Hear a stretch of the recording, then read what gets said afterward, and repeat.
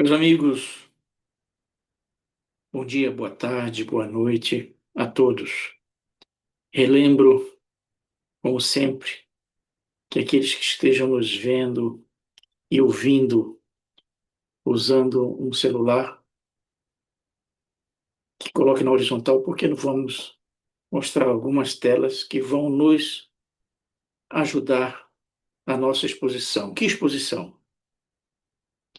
Tem o título de Francisco de Assis, A Paz, a Doutrina Espírita e Você. E tem como subtítulo, Que Paz Você Quer? Cada uma dessas palavras tem uma razão, tem um motivo e tem um porquê.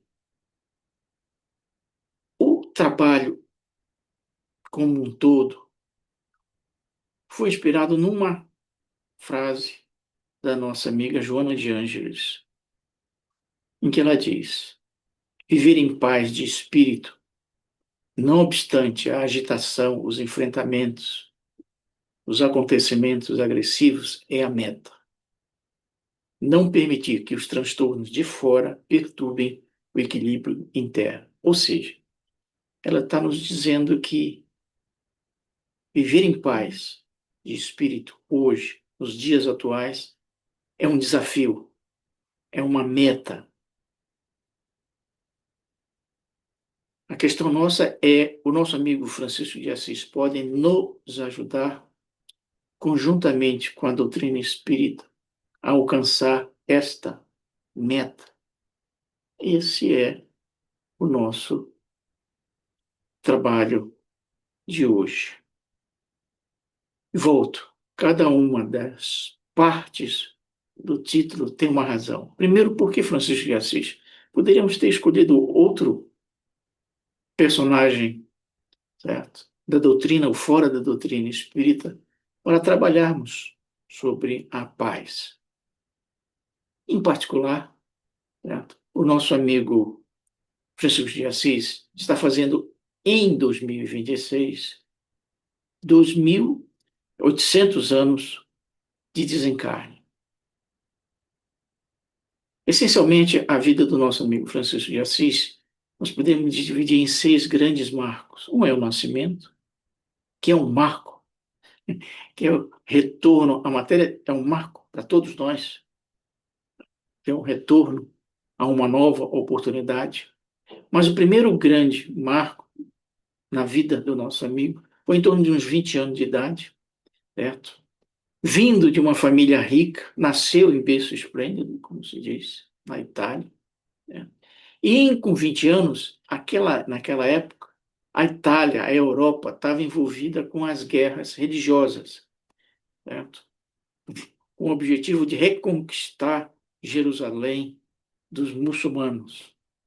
Aliás, essas guerras têm reflexos kármicos espirituais até hoje. O certo é que o nosso amigo Francisco, em função da educação que teve, dos cuidados que teve, naquela época, os jovens tinham a ideia de servir ao exército, certo? Como combatente nessas cruzadas. E ele assim fez, e foi, e se deu mal, certo? Ficou preso,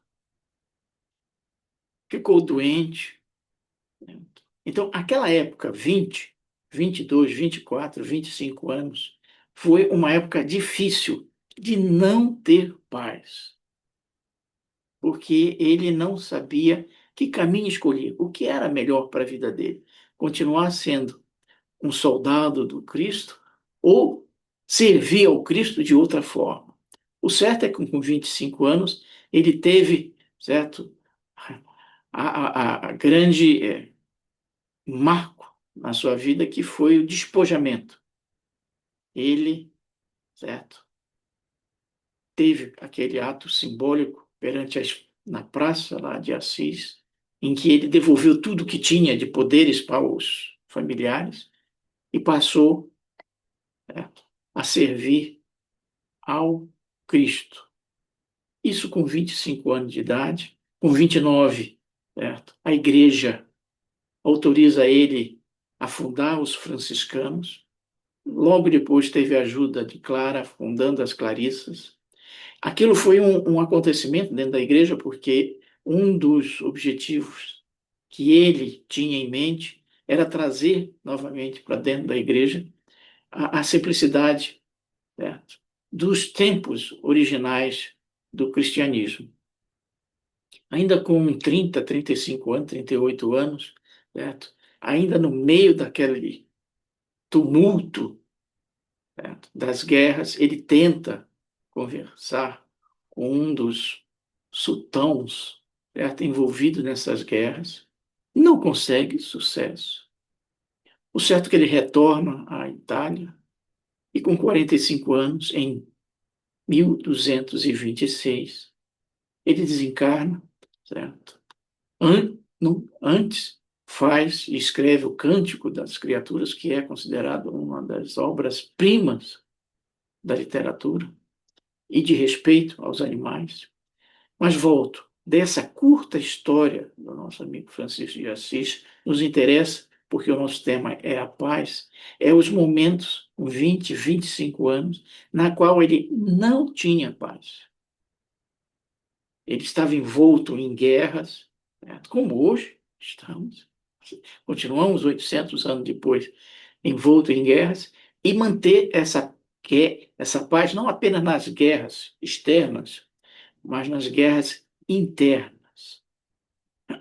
Então, essa era a primeira grande razão de por que estamos trazendo o nosso amigo Francisco de Assis para o nosso tema. É uma homenagem, tá, aos 800 anos de desencarne dele. O segundo é por que ele é associado à paz. Podia ser associado, como é, certo, aos animais, à simplicidade, à humildade, mas por que o mundo o associou em explícito à paz? E normalmente se associa o Francisco de Assis a essa prece que vocês têm na tela, certo? Onde houver ódio, onde houver discórdia, certo? Que se atribui ao nosso amigo Francisco de Assis. Por que se atribui? Porque essa prece, na realidade, ela surgiu em 1912, em dezembro, numa igreja, numa paróquia francesa, católica, na qual, certo, a paróquia fez publicar esta prece, sem atribuir a ninguém a autoria. 4 anos depois, a Europa está no meio da Primeira Guerra Mundial, 1916. Uma outra paróquia francesa pega a oração da paz e coloca num desses santinhos.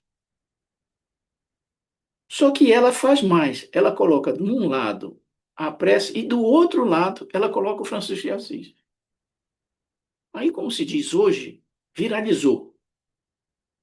Certo? Todo mundo, a partir daquela data, passou a associar a prece da paz ao Francisco de Assis. E que é uma realidade porque representa, certo, efetivamente, o pensamento, o espírito do nosso amigo Francisco de Assis. Então, essa é a razão porque o mundo, entre outras, certo, associa o nosso amigo Francisco de Assis não apenas aos animais, à humildade, à simplicidade, mas à paz. O próximo passo é nós entendermos as ligações do nosso amigo Francisco de Assis com a doutrina espírita. Será que o nosso amigo tem ligações com o espiritismo? A resposta é sim. Na tela vocês estão vendo 3 livros. Poderíamos colocar outros mais. Mas o nosso amigo Emmanuel, no livro A Caminho da Luz, a nossa amiga Amélia Rodrigues, no livro Dias Venturosos, e o nosso amigo César Braga Saúde e o Divaldo, no livro Francisco Sol de Assis, todos eles e outros nos afirmam ou nos informam, nos esclarece que o nosso amigo Francisco de Assis é a reencarnação do apóstolo João Evangelista. E o que tem o João Evangelista com a doutrina? Muito. O nosso amigo João Evangelista, como João Evangelista, ele assina, certo, o livro, o primeiro livro da doutrina espírita, que é o Livro dos Espíritos. Ele e outros mentores, na introdução do Livro dos Espíritos, tem a assinatura do João Evangelista. Além disso, certo, ele tem mensagens no Evangelho, segundo o Espiritismo, e na Gênese. Então, o nosso amigo Francisco de Assis, via João Evangelista, tem um papel relevante dentro da doutrina espírita. Além disso, Francisco de Assis, mesmo assinando como Francisco de Assis, ele tem duas mensagens, certo, psicografadas pelo nosso amigo Chico Xavier. Uma dirigida ao Pietro Baldi, na década de 50, contra esse nosso amigo que era italiano, que depois veio morar no Brasil, certo? Dirigida ao Pietro, que veio visitar e exatamente quando estava em Pedro Leopoldo, o Chico Xavier recebe uma carta do Francisco dirigida ao Pietro Baldi. E uma outra carta dirigida ao Divaldo Franco, também na década de 50. Poderíamos explicar por quê, qual a razão que estava por trás dessas duas cartas, mas não é o caso aqui hoje. É apenas demonstrar que o nosso amigo Francisco de Assis tem uma relação, uma ligação com a doutrina espírita que às vezes a gente desconhece. E por último podemos trazer que o nosso amigo Francisco de Assis, através do Humberto de Campos, na revista Reformador da Federação, tem uma entrevista. O Humberto de Campos faz uma entrevista com o Francisco de Assis na Itália, numa época em que o nosso amigo Divaldo estava fazendo palestras na Europa, e numa das vezes em que ele estava na Itália, ele, através da psicografia, faz uma entrevista e é colocada na revista Reformador. E mais recentemente, no livro Amanhecer de uma Nova Era, que é do Manuel Filomeno de Miranda, tem várias partes dentro do livro que mostram, certo, as ações do Francisco de Assis nesse final de tempos. É um livro interessante, aconselho que leiam. Então, a doutrina espírita teve uma participação efetiva do Francisco de Assis.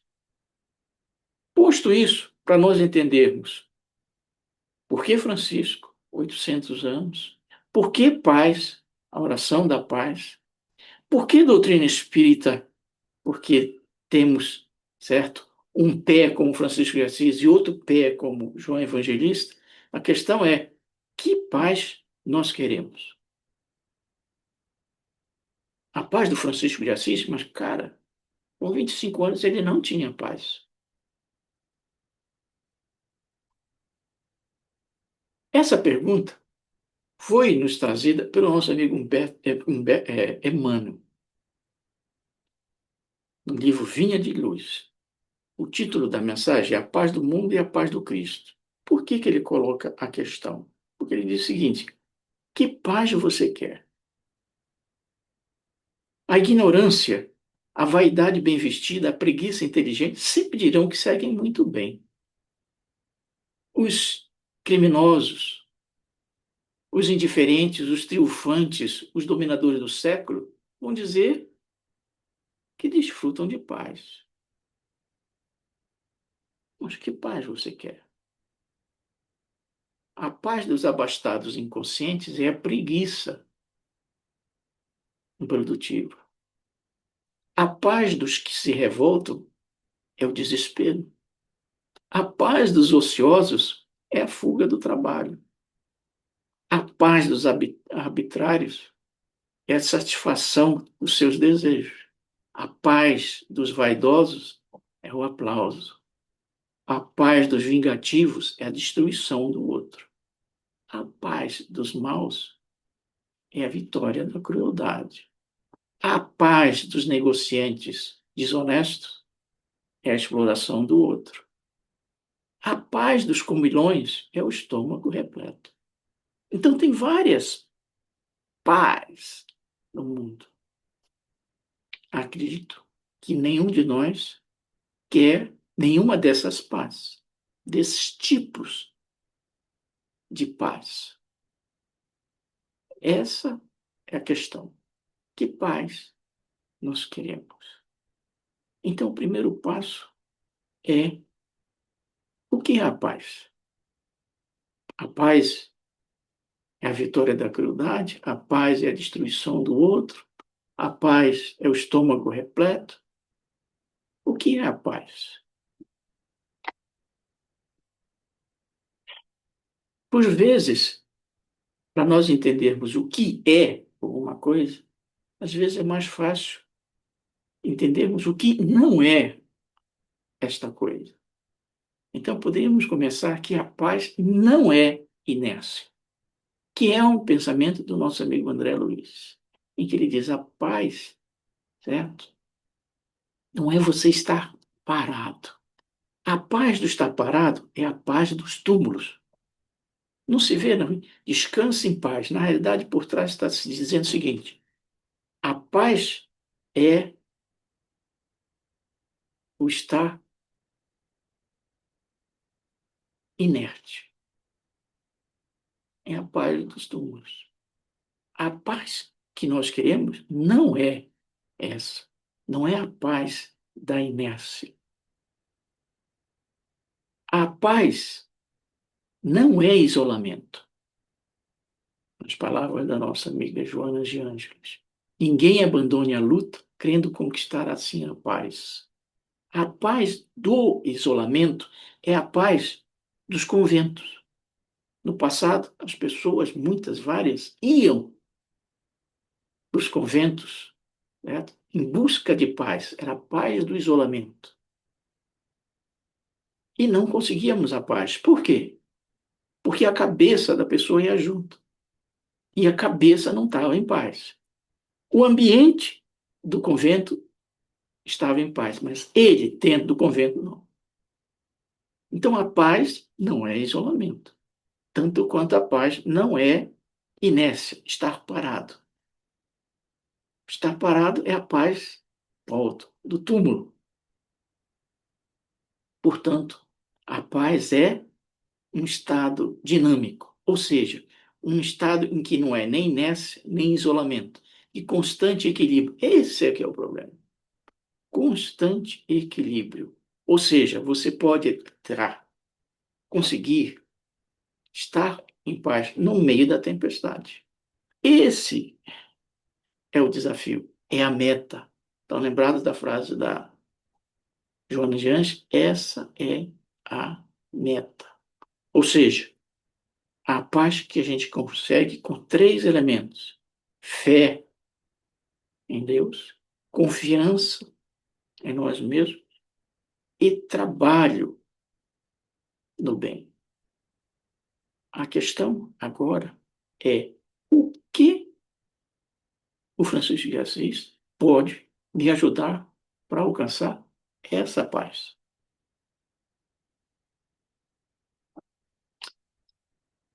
Então, nós fomos procurar detalhes da vida do nosso amigo Francisco de Assis. Não foi por acaso que nós destacamos que ele, com 20, 25 anos de idade, não tinha paz. Um dos maiores conhecedores da vida de Francisco de Assis foi um dos maiores escritores, certo? Cristãos do Brasil, que é o nosso amigo Alceu de Amoroso Lima. Escritor, membro da Academia Brasileira de Letras, um grande, se não o maior conhecedor da vida, Francisco de Assis. Ele desencarnou em 1983 e, alguns meses antes, ele fez 3 artigos para o Jornal do Brasil no Rio de Janeiro, que ele morava no Rio, sobre a vida do Francisco de Assis. E no terceiro artigo dele, ele diz o quê? Francisco de Assis era um sedento de liberdade, como poucos o têm sido. Entre os três julgos a que estão fatalmente sujeitos os homens, que julgos? O julgo de si mesmo, o julgo dos outros e o julgo do céu. Procurou algum tempo oscilar como todos eles. Ou seja, ele está dizendo que o nosso amigo Francisco de Assis, como qualquer um de nós, durante a existência, muitas vezes nós ficamos sujeitos a oscilar entre as deficiências, as escravidões internas, paixões, vícios, o jugo dos outros, como que os outros pensam, veem a gente, e o jugo dos céus, que é o objetivo do progresso, da libertação. Esses três jugos estavam refletidos naqueles 20, 25 anos. Você vir no exército, você vir para a igreja, continuo rico, de despojo de tudo, eram os jugos. E ele complementa. Foi então que esses anos de dúvida, que anos? 20, 25, baixaram sobre ele. Conheceu pela primeira vez a tristeza, a tortura da hesitação, a impossibilidade de decidir. Portanto, não estava com paz. A maioria dos homens vive assim a vida inteira, o que é uma verdade, até hoje. E acaba se acomodando com a intolerável mediocridade de viver o dia a dia por viver. Esses anos de provação trouxeram três experiências para toda a vida. Esse é o ponto que nós. Que experiências que lhe trouxeram para a existência que fez com que ele conseguisse a paz?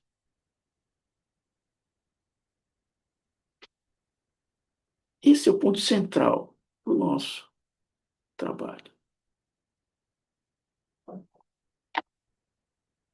Três grandes experiências de vida ele teve em função desses anos. Primeiro, a tristeza é mal dissolvente da alma. Segundo, a conciliação de ideais contraditórios é condição de inércia e de tortura interior. Terceiro, a dissociação do pensamento da ação é inimiga da vida e da paz. Vamos por partes. Todos esses três estavam, pensamentos, ações, sentimentos, estavam presentes naquela fase de 20, 25 anos. Ele estava triste e estava morrendo interiormente, não exteriormente. Ele queria conciliar ideais contraditórios. O quê? A riqueza do berço ou a simplicidade do evangelho?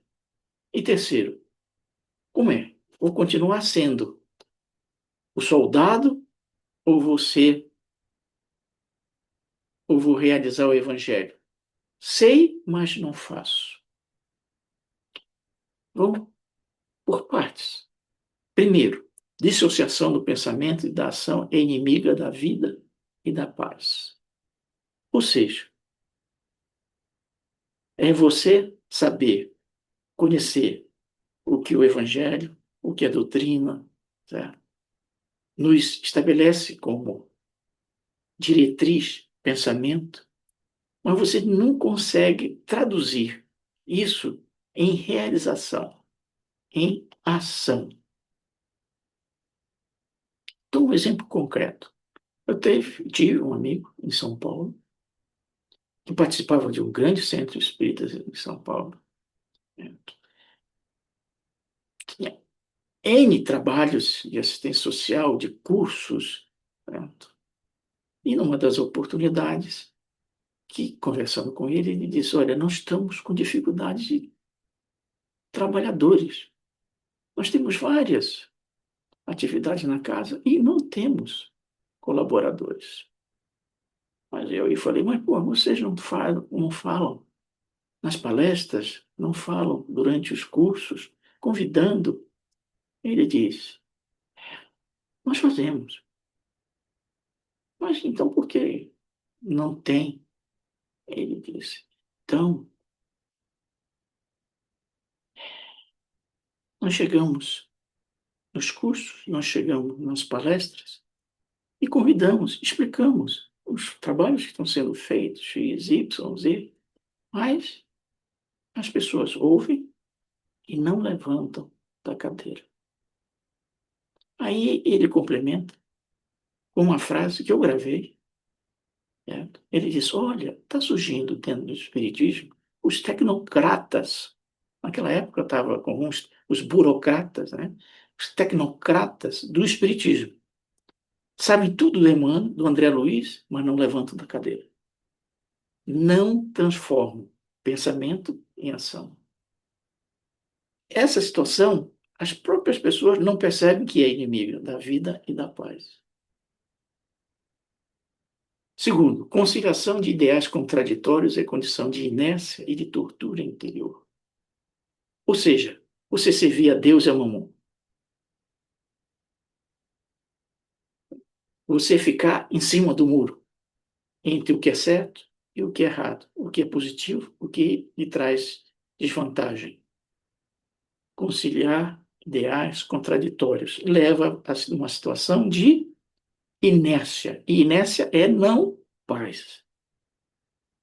Um dos exemplos que eu trago, certo? Novamente, é do nosso amigo Agostinho, Santo Agostinho, que também tem uma participação efetiva dentro da doutrina espírita, várias mensagens dentro do Evangelho. É considerado um dos maiores santos da Igreja Católica. Viveu no século IV, do início do cristianismo. Ele não era cristão, com 20 e poucos anos. Era um doido de vano. E numa das vezes em que a mãe dele tenta trazer ele para dentro do cristianismo, ele naquela luta entre, né, ideais contraditórios entre aquilo que ele vivia e aquilo que a mãe pregava, ele numa festa, num inferninho, vendo, certo, uma bailarina no palco, linda, maravilhosa. Ele pensa alto, junto com os amigos, Senhor, que eu seja puro, mas não ainda hoje. É isso que acontece conosco, certo? Nós sabemos o que pode ser o puro, mas não ainda hoje. Pode ser amanhã, na próxima vida, na próxima existência. Não ainda hoje. Ou seja, eu adio a definição. Então, aquele ponto, certo, de inversão do Francisco de Assis, certo, em que ele deixa as roupas de lado, na verdade, tinha vários significados. Ele estava dizendo, olha, daqui em diante, eu vou não ficar mais na inércia, na tortura, para um lado ou para o outro. Vou ficar num lado. Vou transformar o pensamento em ação. E por último, a tristeza é mal dissolvente da alma. O Francisco de Assis, certo, tinha uma frase escrita. Ele volta 4 anos depois, certo? Ele fundou a ordem franciscana e ele fez digamos assim, a constituição da ordem. E num dos elementos, que é o 33, ele diz: frade triste, triste frade. Frade triste, triste frade. Ou seja, ele estava dizendo o seguinte: olha, eu quero gente que se disponha a trabalhar, a servir, mas não como sendo isso um peso.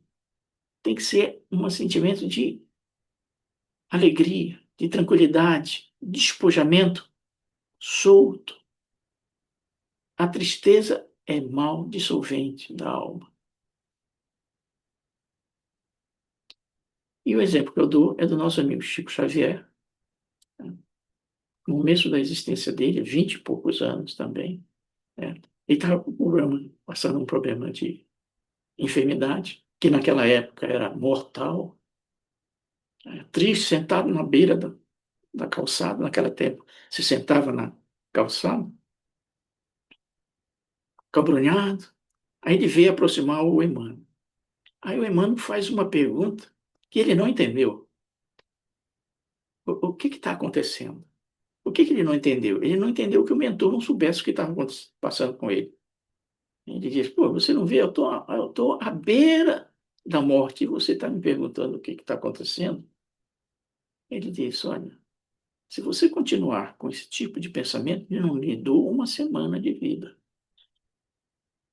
Amanhã nós vou voltar aqui e nós vamos passear na fazenda do pai. Ele não entendeu, ele não tinha fazenda, o que a mãe estava dizendo que eles iam passear ao redor da cidade, certo? No campo. Ele tinha um objetivo, o Emmanuel, que não falou para ele. Que objetivo? Eles foram para Miami e nos arredores de Pedro Leopoldo tinha um riacho. E em cima do riacho tinha uma ponte. Eles tinham de atravessar o riacho e tinham que usar a ponte. Quando o Chico estava para iniciar a ponte, o Emmanuel se aproxima dele e faz uma pergunta que foi capital para o trabalho de 70 anos do Chico.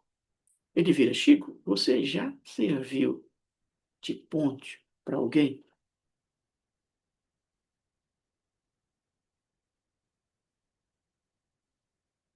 O Chico, durante 70 anos, foi uma ponte.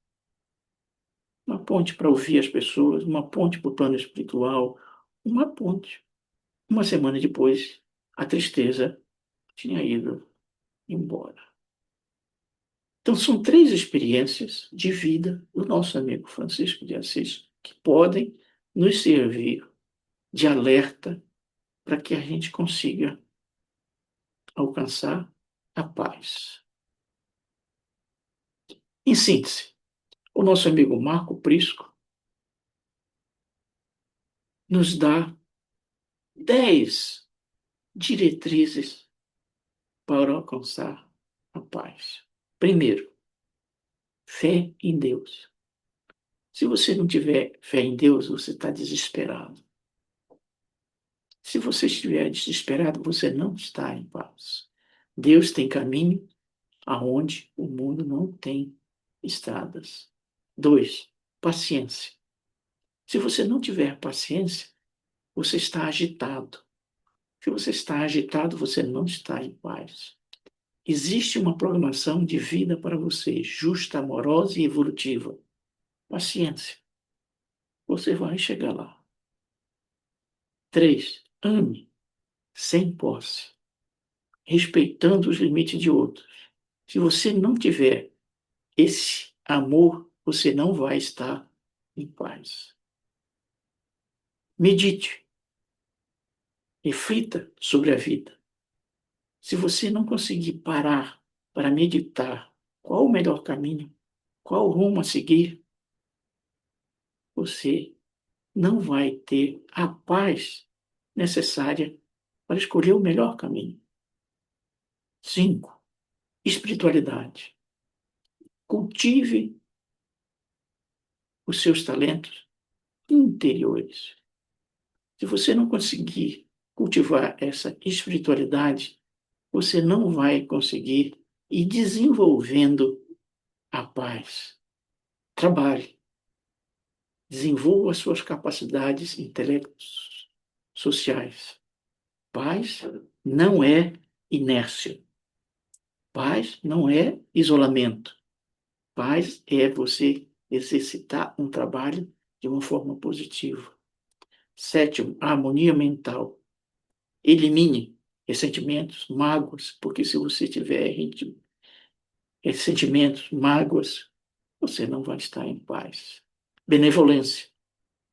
Se você não tiver compaixão com o outro, você não vai estar em paz com o outro. Participe ativamente na melhoria do mundo, porque paz não é inércia. E por último, ore, porque orar é arar. Arar é trabalhar, é participar, é ter paciência, é meditar, é ter fé em Deus. Orar é arar. E como diz o nosso amigo Leonardo Boff, a paz não pode ser uma simples proposta, mas deve ser uma resposta permanente sua à vida. É isso que o nosso amigo Marco Prisco nos propõe através dessas várias diretrizes. Como nós muitas vezes finalizamos, a questão é quando saber que alguém alcançou a paz? No meio do mundo, no meio da estrada, no meio da rua. Como o nosso amigo Flanagan nos diz, quando alguém é capaz de escutar uma canção que vem de longe, fazendo um profundo silêncio interior. Quando alguém é capaz de se deitar num relvado imaginário e banir das mentes os tormentos do dia a dia.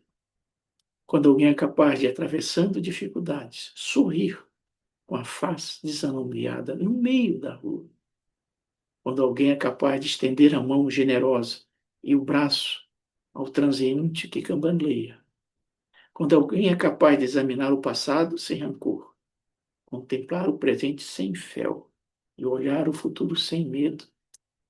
Quando se pode meditar nas coisas santas da vida, embora tendo os pés no rio das dores e o coração atado às dificuldades do caminho. Quando se pode tudo esquecer do mal para do bem somente recordar. E quando se é capaz de voltar ao posto de partida, para bem dizer as mãos que lhe deram água, o coração que lhe ofereceu agasalho, o amor que lhe concedeu o pão, este alguém é um bem-aventurado. Nele, a paz não guarda o silêncio mentiroso das sepulturas, nem a quietude, a inércia da infelicidade. Este bem-aventurado logrou a paz. E como nós sempre terminamos com uma poesia, duas poesias do nosso amigo Cornélio Pires. Tesouro maior da vida é a mente tranquila e sã. Por quê? Porque a mente tranquila e sã está em paz. Paz que nunca cessa, domínio jamais desfeito, é aquela que se constrói dentro do próprio peito. Viver em paz é a meta, mesmo no mundo conturbado. Um grande abraço a todos e nos vemos no futuro.